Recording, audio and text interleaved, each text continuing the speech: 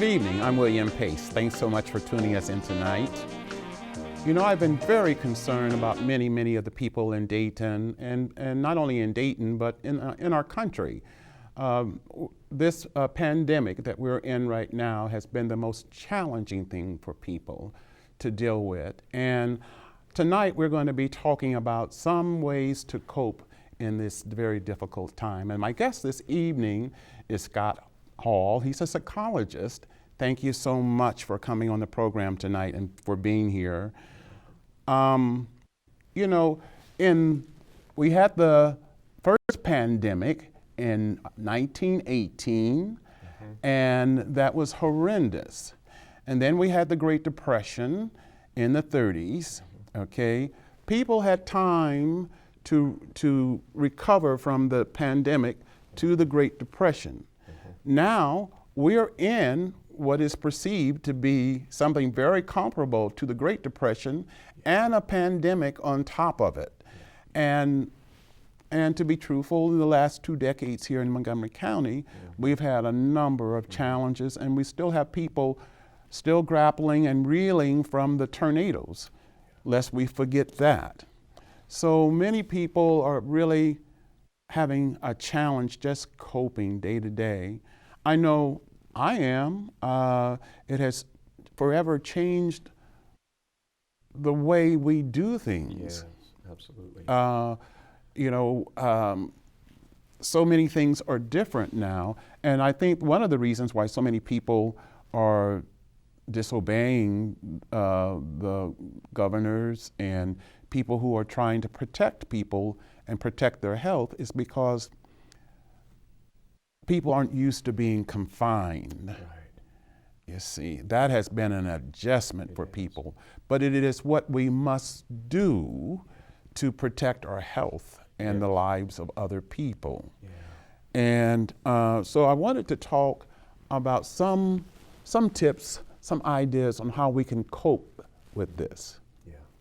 Well, thanks, William. I appreciate you inviting me on today, and just to hear you kind of take inventory of the different things that our community's experienced over the years.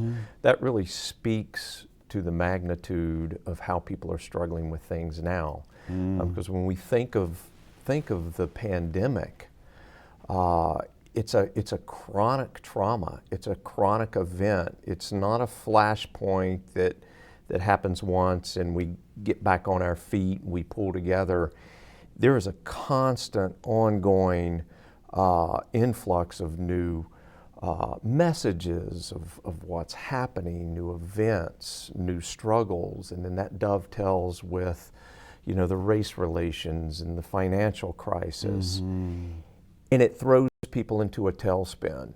It shakes up the predictability of what they've known, and it creates this new normal that no one really wants. And it leaves a lot of questions. Yes, questions. Yeah. And people are grappling and just trying to figure it out. And I think people are struggling with being confined. Yes. And what do they do? What are some of the ways people can they're feeling anxiety, they're feeling, how can they reduce what they're feeling? Many people are really on overload, stressed to the max. Well, they are. And we know that tension seeks resolution, and uncertainty or not knowing creates anxiety more than anything. And that's what we're seeing. And so, good point. How do people harness that anxiety and try to level out their experience a little bit? And there's a number of things. One is that we truly want to feel safe. Okay, when we don't feel safe, in other words, we can't go through our regular routines, then there's anxiety. So one of the first steps is to ask ourselves, what does it look like when we feel safe? Is it going back to some routines? Is it connecting with certain friends and family? Is it participating in interests that maybe we've gotten away from because of everything that's happened? So we need to look for those moments where we feel grounded and safe. The other is to be connected. And you brought up that idea of isolation. And in some ways, we're being told to isolate, and we need to do that so we can get back on track, but then it creates another kind of problem. And I'm concerned about that other kind of problem because we're told to practice social distancing. We are. And when we're practicing social distancing, then we're not able to be in the presence of other people. And I'm concerned, what are the long-term problems that can come? Being isolated, can it make you withdraw into yourself, and then in the future you become very handicapped, in trying to become emotionally close to people? Well, it can. It can have that, what we call accordion effect. So if I'm isolated, if I'm a very personable individual, and I isolate because I need to, and then I self-isolate, that can lead into feelings of despair or depression, potentially. And how do I get out of that? Well, we want to reconnect. So part of what we're talking about is redefining what it means to connect. With people. With people, with the environment, because it's not just with our horizontal relationships, with our vertical relationship, with our environment. So there's other opportunities to reconnect that we want to build into our world. That's great to hear you say that. And when we come back, we're going to be talking about some ways that we can connect with people in the midst of this pandemic. Stay with us. You'll have the time of your life. I saw a man, he danced with his wife. Hi, I'm William Pace. Thanks so much for tuning us in tonight. Before we went to break, we were talking about how to cope in the midst of the pandemic and how to stay. We're told to practice social distancing, but how can we be connected with other people while we're practicing this social distancing? And let's talk about some ideas, some ways that people can do that. I guess Zoom is a possibility. People, absolutely. For me, is picking up the phone, talking to people. Just many ways that people can be connected with other people and have a sense of not being isolated, even though they're practicing social distancing. Yeah. And I think that the social distance, anytime we're connecting with people in person, we're going to have that social distance element. You're right, Zoom is a platform. All of these face-to-face platforms have exploded because we can see and talk with loved ones across the country. Even if we're in a house next door, we can do that. People are writing letters. They're trying to reconnect old school. And I see that. Yeah. I see that. I wonder if this pandemic, or being in the midst of this, that there are maybe blessings, benefits that will come out of it, even though it's been an adjustment. Sure. And one of the things that I've noticed also, that when we talk about connecting with other people, I've been seeing, especially over the summer and fall months, people getting outdoors more. So they're passing one another. So they're connecting with the environment, but they're also creating a relationship with other people in a different way, which is enlightening, and it's very helpful. One of the things that we're noticing is that research shows that when people are outdoors for 20 minutes, whether they want to be or not, it has an upward spiral effect. It's a curative factor to that. Big time. And for me it is, the vitamin, and we also, being in Ohio, many people suffer from vitamin D deficiency. Yes. And I'm one of them. Yeah. And I make sure that, every time I get a chance I'm going to soak up the sun, because I can tell immediately a difference in my outlook. Yes. When the sun hits you, it's medicine, good medicine. Good for you. Yeah. Good medicine. So that would be, I guess, a possible way for people, just if they feel like they're in the house, just Yes. go outdoors. Absolutely. To break up the pattern, the predictability of being in this holding pattern. Because when people are in a holding pattern and they feel like things aren't changing, that creates tension and anxiety goes up. Okay, so we want to break the predictability of what we feel like we're forced into. The other thing you mentioned that I think is really important is how are we in the best self? How are we in the best place to connect with other people? And one is that we help others by helping ourselves. Yes. We forget that. And one of the ways is self-care. Without feeling guilty or selfish about it, and that's diet, exercise, and getting good sleep. The other is practicing avoiding harm, not just to ourselves, but to others. And what I mean by that is limiting our media intake on some of the despair that we hear about. Yes, absolutely.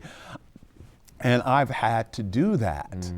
I've had to, because, you know, and when this whole pandemic started, I was watching PBS News Hour, the regular local news, the national news, and whatever other news I could read. And then finally I realized that I'm just going to have to stop this because I was becoming stressed out. So now what I've done, I want to be aware of what's going down, but I've cut it down about a fourth. Good. You know, just enough to know what's going on, and that's it for me. And that's important. And to do that really lends to one of these other pieces that help us. It's to build hope. It's looking for these micro moments when things are going right and accepting the non-permanence of all of this transition, that it won't last forever. And that creates a little bit of hope for us. And I think if people, for me, is worshiping a higher power than myself, than this world, and this too shall pass, you see, and that God is bigger than this, you see. And so whatever it is that you believe in, your source of belief and faith and hope, wherever you draw that from, this is the time to count on that more than ever to see you through. And that's what's keeping me, I think, glued together in the midst of this pandemic is the Word of God. And so whatever it is, if it's religion, if it's whatever it is, you know, that you practice, you know, take to that. You know, things that aren't going to harm you. I'm not talking about taking to some kind of substance abuse. But, you know, things that are faith building, health building, that takes you to a good place emotionally and mentally. That's what you want to do, those things that feed you. Absolutely. And give you a sense of well-being. Yes. And so you're really talking about, to me, to hear that is a serenity prayer. You know, what do I need to let go of? Absolutely. But where do I need to channel my energy to really connect with my best self? And so it's a combination of both, of connecting but letting go and being okay with that. And not burden ourselves over things that we really can't control. Can't do anything about. There's more to come on the William Pace Show. Stay with us. They do things that they don't do on Broadway. Good evening, I'm William Pace. Thanks so much for tuning us in tonight. We're back with the program, and we're talking with Scott Hall, a psychologist, and we're talking about how we can help people cope in the midst of this pandemic. And before we went to break, we were talking about coping skills and how to get involved in things that give you a sense of well-being. And that's, I think, really critical in these times when we're bombarded with so many things, the economy, et cetera, you know, is to find out what feeds you. What is it that feeds you and make you feel good? and things that would put a smile on your face, or to say, those kind of things. No matter what there's always going to be something going down. That's right. You know, and we have to be focused upon the goal. Yeah. And I always say, stay focused, stay the course is one of the things I say. Yes. And stay the course, because there's always going to be something over here, a squabble, somebody got into it, something went down here or something. Yeah. And you just keep staying the focus. And so, but I know a lot of people are, as Mary J. Blige says, in the thick of it now. They are. And, like people who have lost family members, and they couldn't be in the room with them because they didn't want to be contagious or make the thing worse. And so they didn't even get a chance to say bye to their loved ones. And a lot of people are still struggling with a sense of closure. That's right. They're still mourning and maybe never got to mourn. Yeah. And so what can you say to those people? Well, any type of ending that we don't expect, or things didn't end the way we would wanted them to have been, is very difficult. And grieving is something that never really ends. It's always with us because we always remember.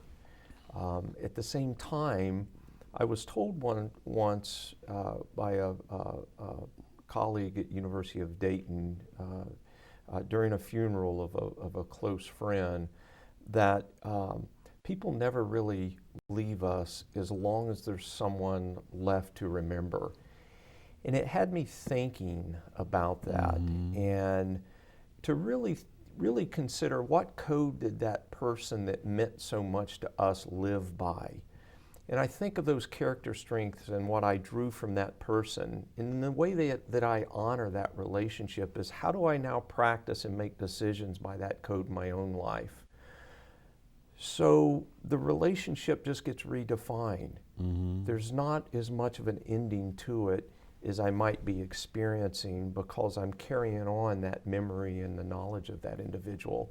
Absolutely, absolutely, and I can affirm to that. And people who I have lost, have been in my life. There was a high school guidance counselor who sort of was like an aunt figure to me, and she's in heaven now. But I feel her all the time on my shoulder. I'll be driving down the road, and I can feel her putting her hands on my shoulder, She's and I still reach. there. Yeah, so these people, they're in heaven. You can't see them, but you can feel their presence. They're with you.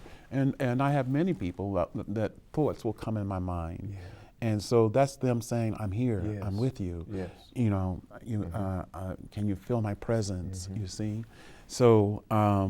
And there's some comfort to that.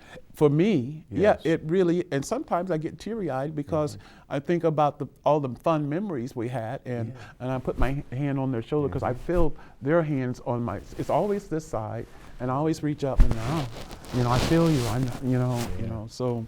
And lastly, I want to talk about, I know some people are just bombed out. And mainly because we were thrust in this pandemic. We did not ask for it. We did not have any warning. Right. It just, and we had to deal with it. Yes. And, but I know some people may need help dealing with it. Absolutely. And so if they're having thoughts of maybe suicide or harming themselves or trying to take to some kind of form of substance abuse, how can these people get help? Well, and that's the most important question to end a conversation like this, I would agree. And that is, one, to recognize that they are struggling. We never can fully decide how life comes at us, but we do have a choice in what we do with that to some degree. And so I would say, to try to draw up the courage to recognize that you may be struggling, and reach out to a friend. If you're in a church, someone in the clergy or a Stephen minister. a licensed counselor, licensed professional that can help you navigate these difficulties. And of course, there's hotlines when people are really feeling despair and they need some immediate attention. The resources are there that will meet you more than halfway.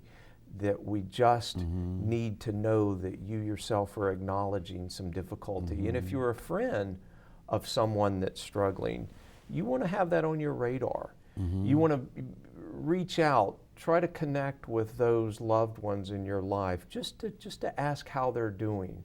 That's very important. That can be a saving grace for someone during a day of despair. Wonderful. Thank you so much for coming on the program tonight. Thanks again. Thank you. There's more to come on the William Pace Show. Stay with us. While the storm clouds gather far across the seas, let us swear allegiance to a land that's fair. Let us all be grateful for a land so fair, as we raise our voices in a solemn prayer. God bless America, land that I love. Stand beside her and guide her through the night with the light from above. From the mountains to the prairies, to the oceans white with foam. God bless America, my home, sweet home.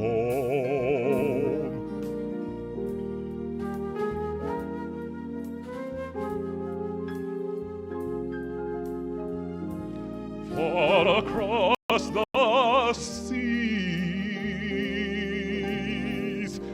let us swear allegiance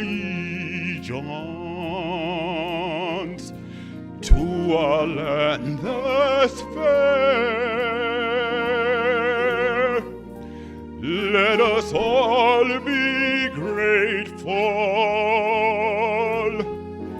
for a land so fair, as we raise our voices in a solemn prayer. God bless America, land that I love. Stand beside her and guide her through the night with the light from above. From the mountains to the prairies, to the oceans white with foam. God bless America, thy home, sweet home. God bless America, thy home.